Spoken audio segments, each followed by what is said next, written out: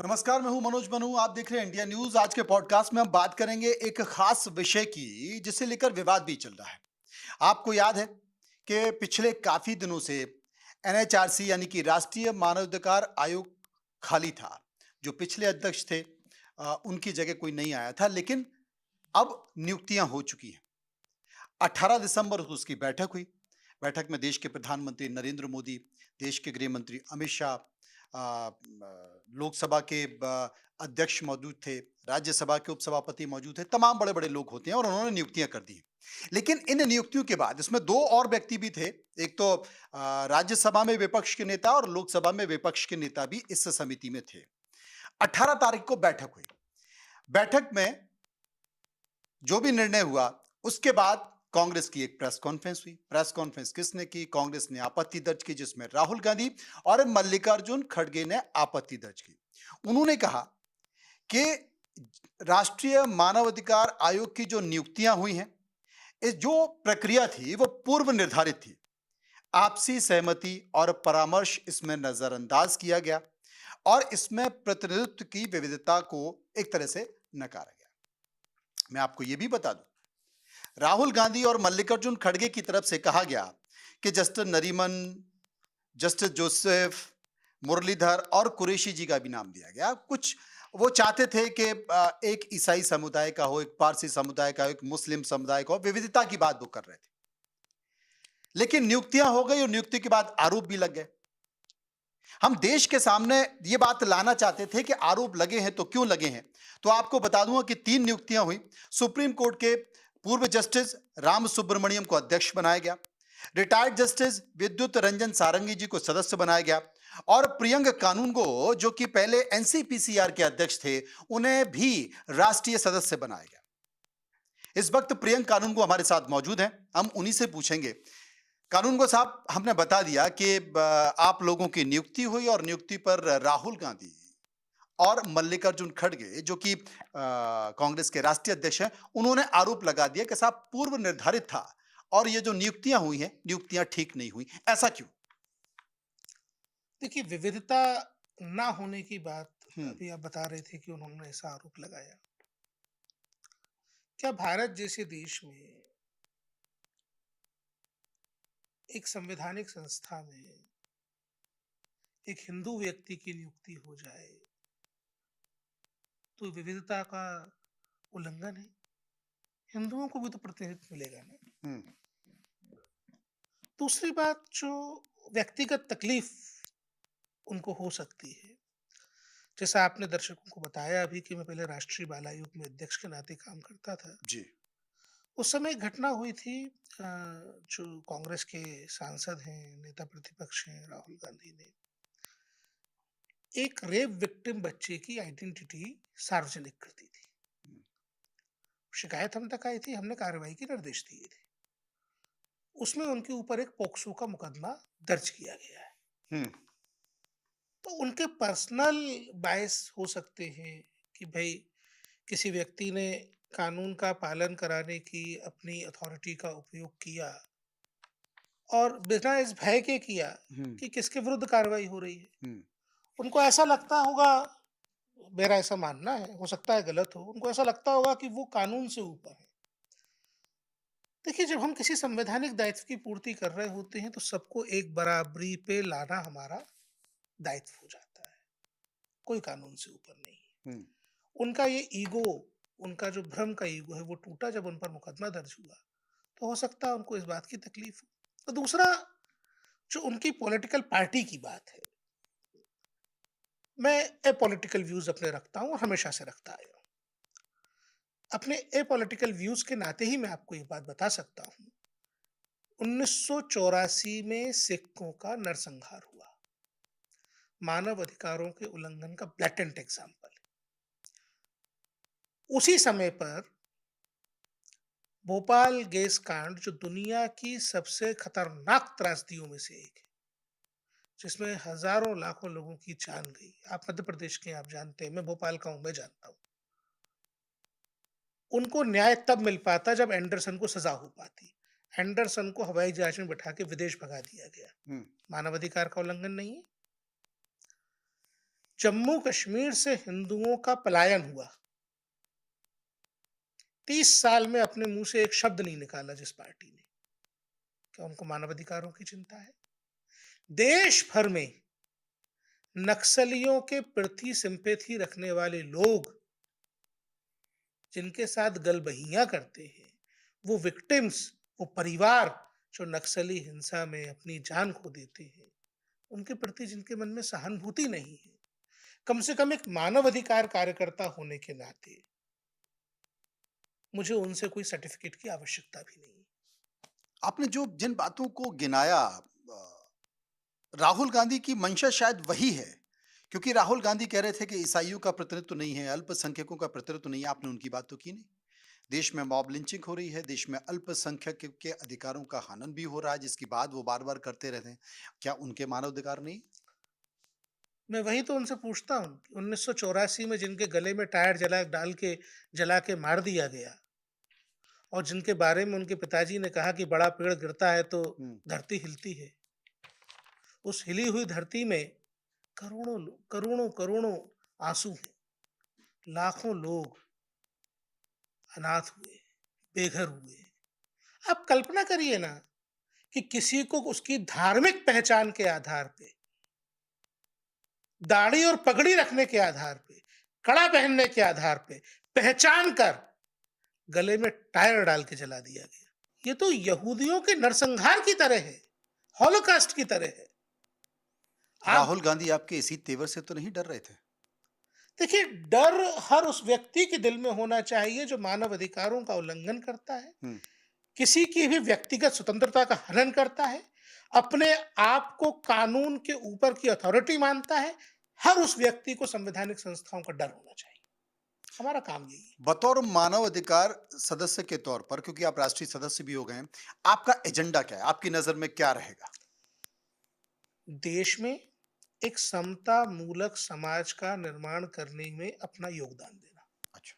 एक कार्यकर्ता के नाते, एक नागरिक के नाते हम सबका वही कर्तव्य है, और मैं उसी कर्तव्य की पूर्ति के निमित्त यहाँ पे काम करने के लिए आया हूँ। मैं अ, आदरणीय प्रधानमंत्री जी, गृह मंत्री जी, भारत की महामहिम राष्ट्रपति महोदय, उनके प्रति कृतज्ञ हूँ कि समता मूलक समाज के निर्माण का जो उद्देश्य हम सब राष्ट्रवासियों का है, 2047 में हमें जो भारत बनाना है, उस भारत में किसी के साथ गैर बराबरी का व्यवहार ना हो, सभी को उनका बराबर हक मिले, देश के हर शोषित पीड़ित अंतिम पंक्ति में खड़े आखिरी व्यक्ति तक बराबरी के हक और न्याय की रोशनी पहुंच सके, उसके निमित्त मैं अपना कर्तव्य पालन अगर कर पाऊंगा तो सफल मानूंगा। आपने बतौर एनसीपीसीआर के अध्यक्ष के तौर पर, आपने बच्चों की कई सारी जो उनका शोषण हो रहा था, उनके ऊपर अत्याचार हो रहा था, उसकी लड़ाई लड़ी। आपने आपने कई राज्यों में बहुत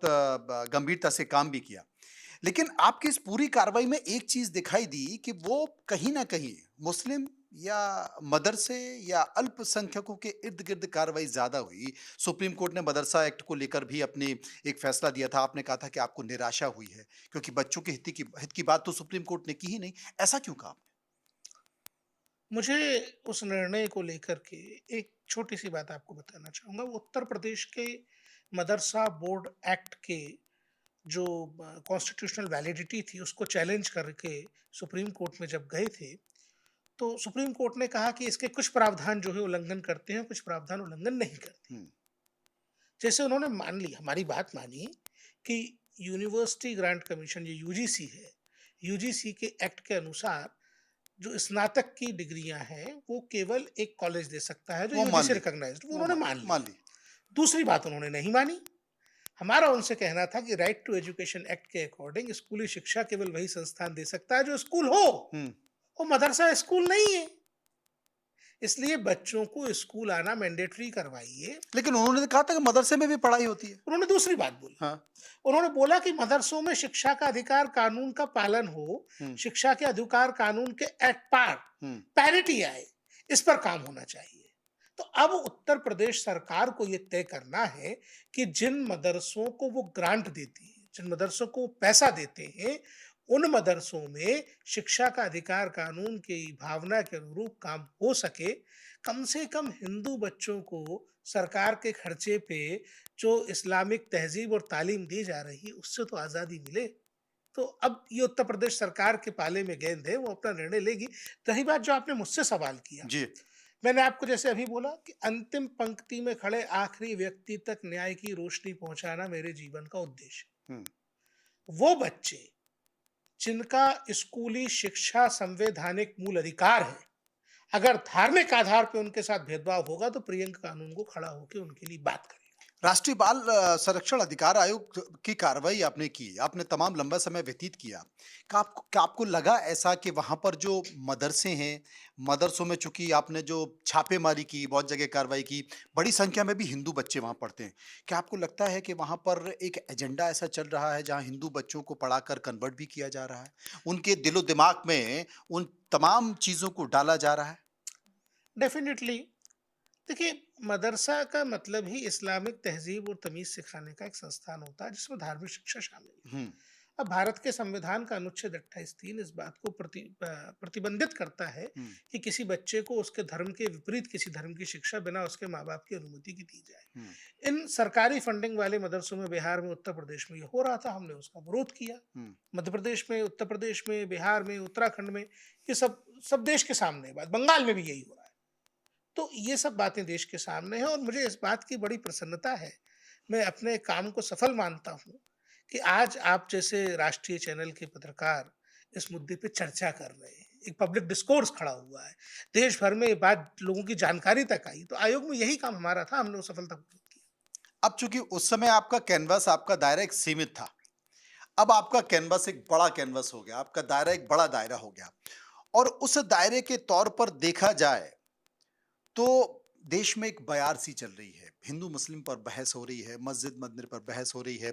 संघ प्रमुख ने भी कहा एक संकेत के तौर पर सांप्रदायिक सद्भाव बनाने के तौर पर कि भई अब हर मस्जिद के नीचे मंदिर खोजोगे तो बड़ी दिक्कत हो जाएगी। और मुस्लिम समुदाय भी ये कह रहा है कि भाई देखिए हमारे भी मानव अधिकार हैं जो वर्शिप एक्ट है 1991 के उसके उसके हिसाब से अब चला जाए जो हो गया उसको भूल किया जाए ये भी मानव अधिकार है मॉब लिंचिंग हो रही है वो भी मानव अधिकार है तो आपसे जो राहुल गांधी की मंशा है और आपकी जो कार्यप्रणाली उसको हम कैसे देखें। देखिए, मेरी कार्यप्रणाली में किसी की अंशा-मंशा का कोई स्थान नहीं है। जी। बाबा साहब अम्बेडकर ने संविधान में जो लिखा है, हम्म। उसका अक्षर-अक्षर पालन कराना मेरा संवैधानिक दायित्व है हम्म। और मैं वो पूरा करूँगा। मानव अधिकार आयोग का गठन और जो यूनाइटेड नेशंस का ह्यूमन राइट का जो डिक्लेरेशन है, जिसके तहत और भारत के संविधान के जिन अनुच्छेदों के तहत ये काम करता है, उसमें धार्मिक मामलों के लिए, धार्मिक प्रैक्टिसेस के लिए लिखा हुआ है। उसमें कॉन्शियसनेस वर्ड यूज़ किया है हम्म। कि हर व्यक्ति अपनी कॉन्शियसनेस के अकॉर्डिंग अपनी धार्मिक मान्यताओं का पालन करने की स्वतंत्र हो। तो बलात् किसी को किसी धर्म की शिक्षा ना दी जाए। कॉन्शियसनेस का मतलब पूरी सजगता से आत्मसात करके अगर कोई बोलता है कि ये मेरा धर्म है तो ठीक है। लेकिन चावल की बोरी में तो ना कहलवाइए, इलाज के बदले तो ना कहलवाइए, पढ़ाई के बदले तो ना कहलवाइए। आपका लालच आपका इशारा धर्मांतरण की तरफ है जो बिल्कुल है। ईसाई मसीनिया का उस पर भी काम करेंगे। मैं किसी की बात नहीं करता, मैं व्यक्ति की बात करता हूँ कि व्यक्ति की धार्मिक स्वतंत्रता जो अंतरराष्ट्रीय मानवाधिकार संधि में लिखी हुई है, उस व्यक्तिगत धार्मिक स्वतंत्रता का पालन करवाना हमारा काम है, हम वो करेंगे। आप मानते हैं कि आज भी देश में मानव अधिकारों को लेकर हम बहुत या तो अशिक्षित हैं या बहुत पीछे हैं या लोग अपने अधिकारों की लड़ाई नहीं लड़ पाते, चाहे वो सुदूर आदिवासी इलाके हों, ग्रामीण इलाके हों, वहाँ पर लोगों के मानव अधिकार हनन हो रहे हैं। देखिए, हम अगर संवैधानिक अधिकारों के संरक्षण और उनको लोगों तक पहुंचाने के दृष्टिकोण की बात करें, तो मैं आपको ये बात पूरी ज़िम्मेदारी से कह सकता हूँ कि आपको देश के विकास क्रम को 2 भागों में बाँटना पड़ेगा, हुँ, 2014 के पहले और 2014 के बाद। सरकार का काम ये होता है कि संविधान की इच्छा के अनुरूप कानून बनाए, कानूनों के प्रावधानों के अनुरूप योजनाएं बनाए, योजनाओं के माध्यम से लोगों के संवैधानिक अधिकार उन तक पहुंचाए जाएं। अब एक बहुत छोटा सा एग्जाम्पल मैं आपको बताता हूं। प्रधानमंत्री विश्वकर्मा योजना, इस योजना पे मैंने काम किया है। मैंने देखा है कि कैसे हम उन लोगों को इसका लाभ दे सकते हैं जो लोग ट्रेडिशनली किसी काम को करते आए हैं, पर रोजगारोन्मूलक शिक्षा के अभाव में उनका संवैधानिक मूल अधिकार का हनन हो रहा है, जहां वो जीविका के अवसर नहीं पा पा रहे। हुँ। मेरे पास ऐसे ऐसे ब्लैटेंट एग्जाम्पल्स हैं अपने काम के दौरान के। मेरे पास मध्य प्रदेश के एक ग्रामीण क्षेत्र में एक 23 साल की विधवा औरत आई। उसके पास 1 साल का बच्चा था। उसका संवैधानिक मूल अधिकार है कि उसको जीविका का अवसर प्राप्त हो। उसके सामने पूरा जीवन पड़ा है, वो विधवा हो गई है, उसके पति की एक्सीडेंट में मृत्यु हो गई है। इस अंधकारमय भविष्य से उसको आगे निकलना है, बच्चे को पाल पोस के बड़ा करना है, उसको आजीविका देंगे कि नहीं देंगे? मैंने उसको पूछा कि तुम क्या काम कर सकती हो? हम उसको विधवा पेंशन दे सकते हैं, वो देना चाहिए, उसका हक है। हम उसको बहुत सारी ऐसी स्कीम से जोड़ सकते हैं जिनमें 1000-2000 रुपए महीने के मिल जाए, पर क्या वो जीवन का आधार हो सकता है? जीवन का आधार तो काम से तय होगा ना। जब मैंने उसको पूछा कि तुम क्या काम कर सकती हो, तो उसने बताया कि उसके मायके में उसके पिताजी लॉन्ड्री चलाया करते थे, तो पिता के साथ उसने वो देखा है, वो काम वो कर सकती है। हमने तत्काल उसको पीएम विश्वकर्मा योजना के बारे में सेंसिटाइज करवाया, बताया, और उसने सहर्ष ये बोला कि हाँ ठीक है, ये काम तो मैं कर सकती हूँ। उसको 15,000 रुपए की किट मिलेगी उसमें, उसको ट्रेनिंग मिलेगी उसमें। एक व्यक्ति को रोजगार का अवसर देना, तो ये सरकार की योजनाओं के माध्यम से किया जा सकता है। ये किया जा सकता है, लेकिन मैं एक चीज़ पे पूछना चाह रहा हूँ ना, क्योंकि अ, एक तो बहुसंख्यक समाज है, हाँ, एक अल्पसंख्यक समाज है, हाँ, जिसका ज़िक्र खरगे जी कर रहे थे, जिसका ज़िक्र राहुल गांधी कर रहे थे कि अगर अगर अल्पसंख्यक समाज का प्रतिनिधित्व भी होता हाँ, आयोग में, हाँ, तो कम से कम लोगों को एक एक न्याय मिल सकता और प्रतिनिधित्व की विविधता होती, उनका ये कहना था। लेकिन संभल का उदाहरण ले लेते हैं। संभल में जो कुछ हुआ, क्योंकि उसमें भी बहुत सारे मानव अधिकार जुड़े हुए हैं। संभल में वहां के लोगों ने कहा कि वहां के प्रशासन ने जो भी किया वो गलत किया। ऐसा नहीं है कि इससे पहले यहां पर नहीं होता। इससे पहले भी जो यहाँ की शांति समिति है, उसमें इस तरह के मुद्दे आते हैं, लेकिन प्रशासन ने शांति समिति की बैठक नहीं बुलाई, उनको कॉन्फिडेंस में नहीं लिया और सीधे गए और जाके सर्वे कर लिया। तो ये भी तो मानव अधिकार उल्लंघन है ना? आपको इंस्पेक्टर शर्मा की मौत याद है बाटला हाउस जी। में? उसके परिवार के मानव अधिकार। हम्म। मैं बिल्कुल खिलाफ हूं पुलिस की जातियों का, लेकिन अगर कानून की रक्षा करते हुए, न्यायालय के आदेश का पालन करते हुए कोई प्रशासनिक अमला काम कर रहा है, वहां पे एनार्किस्ट रवैया अपनाते हुए पत्थर फेंकना और फिर मानवाधिकार की दुहाई देना, यहाँ पे हमको एक ट्रांसपेरेंसी की आवश्यकता है।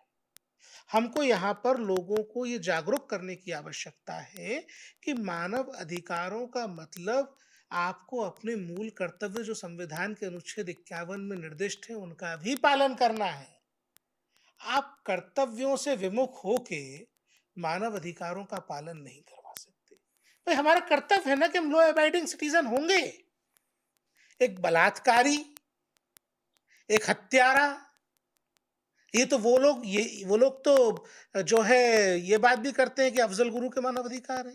वो लोग तो ये बात भी करते हैं कि अजमल कसाब के मानवाधिकार है। तो तम मैं तमाम ऐसी जांच एजेंसियां, तमाम ऐसी जो संस्थाएं जो सरकार से संबंधित हैं, वो ये बार-बार आरोप लगाती हैं कि साहब ये जिस तरह के आयोग हैं, मानव अधिकार आयोग, ये कहीं न कहीं एक तरह से प्रक्रिया में बाधित है और ज़्यादातर लोग इसका फ़ायदा उठा लेते हैं।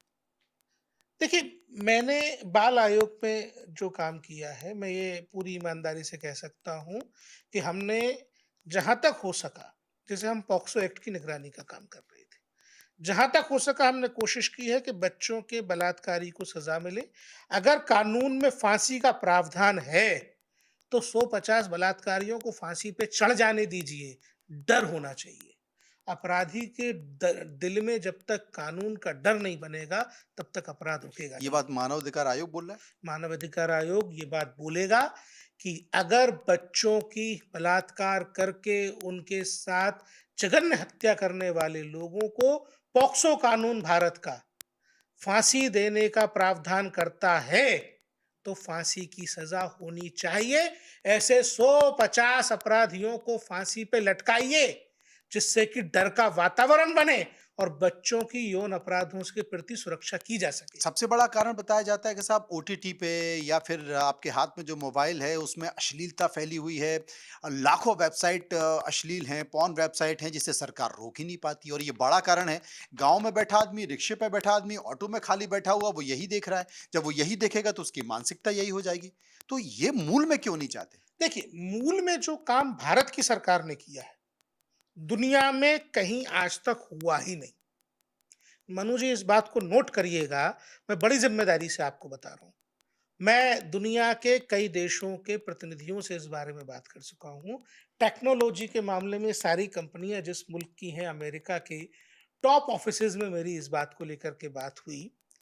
उन सब ने एक बात स्वीकार की कि आपके प्रधानमंत्री जो कर रहे हैं, पूरी दुनिया को उसको रेप्लिकेट करने की ज़रूरत है। अच्छा। जानते हैं क्या कर रहे हैं? हाँ। मैं बच्चों की सुरक्षा के दृष्टिकोण में तब काम कर रहा था, तब तक की बात प्लीज आपको बताएं। बताता हूँ, रास्ता वहीं से बनेगा। पर्सनल डाटा प्रोटेक्शन एक्ट आया भारत में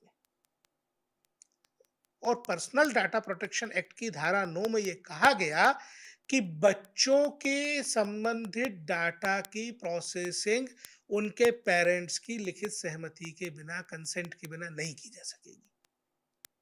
यानी कि अगर बच्चे सोशल मीडिया पे हैं, तो उनके डेटा का प्रोसेसिंग, उनके अकाउंट में किसी का ताक-झाँक, उनके अकाउंट से संबंधित जो भी प्रक्रियाएँ हैं, तब ही संधारित की जा सकेंगी जब उनके माता-पिता की कंसेंट है। देखिए, व्यवस्थाएँ जो हैं, नहीं, परिवार यहाँ स आपके और मेरे अकाउंट में घुस के लोग पैसे उड़ा ले जा रहे हैं, इसको कौन देखेगा? यही कौन यही मैं पता आपको करेगा बोल क्या? रहा हूँ, पर्सनल डाटा प्रोटेक्शन एक्ट इस सब प्रावधान को सुनिश्चित करने वाला है और पूरी दुनिया में ऐसा सख्त कानून आज तक बना ही नहीं है। मैं आपको दोबारा ज़िम्मेदारी से बता रहा हूँ, जी। व्यवस्थाओं का नियंत्रण परिवार, सरकार और बाज़ार, इन 3 में से किसी के पास होता है। सरकार आपके घर के अंदर, आपके मोबाइल के अंदर घुस के निगरानी नहीं कर सकती। हुँ। हमको परिवार को सशक्त करना पड़ेगा, जिससे कि हम वल्नरेबल जो पॉपुलेशन है, चाहे वो ओल्ड एज लोग हों, चाहे वो बच्चे हों, चाहे वो किशोर वय अवस्था में लड़कियाँ और लड़के हों, उनको संरक्षण कर पाएँ। एक एक एक बात और मैं बड़ी महत्वपूर्ण है, जिनेवा में स्थित यूनाइटेड नेशन से जुड़े global alliance of national human rights institution है, GANHRI, जिसने इसमें करीब 120 सदस्य हैं। इसमें NHRC की संबद्धता को 2023 में स्थगित कर दिया था और ये दूसरा साल है। और किया क्यों, मैं आपको ये भी बता देता हूँ।